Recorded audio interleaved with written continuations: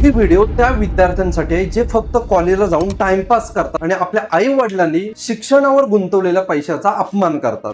ही गोष्ट आहे महाराष्ट्रातील गोंदिया जिल्ह्यातील खैरबोडी गावातील एका विद्यार्थ्याची। याचं नाव आहे रामदास मारबोडी। दिवसा पाणीपुरी विकायची आणि रात्री जाऊन एकाग्रतेने अभ्यास करायचा। सुरुवात छोटी होती पण स्वप्न मोठे होते।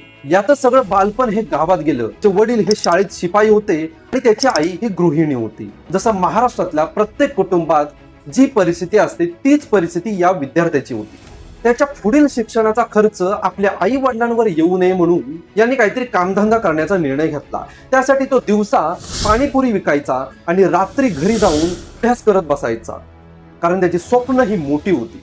त्याने बाहेरून BA केल्यानंतर ITIचं औद्योगिक शिक्षण घेण्याचा निर्णय घेतला। तेथे त्याने पंप ऑपरेटर कम मेकॅनिक अभ्यासक्रम निवडला।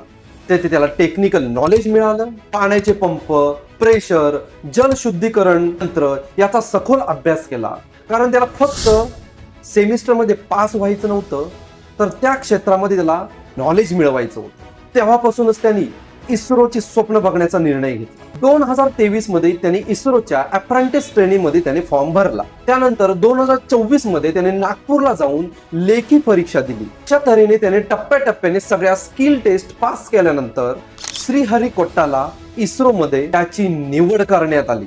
29 ऑगस्ट 2024 ला त्याची इस्रो मध्ये निवड झाली आणि 19 मे 2025 ला त्याला अधिकृत पत्र आलं। कुठलाही सायन्स बेस नसताना स्वतःच्या स्किल वरती जो अभ्यासक्रम त्यांनी निवडला होता त्याच्यामध्ये त्यांनी मेहनत घेत इस्रो पर्यंत त्यांनी झेप मारली।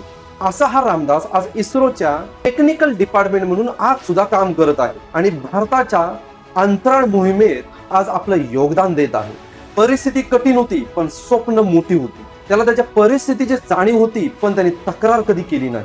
स्वप्न पाहायची फक्त त्यांनी हिम्मत ठेवली।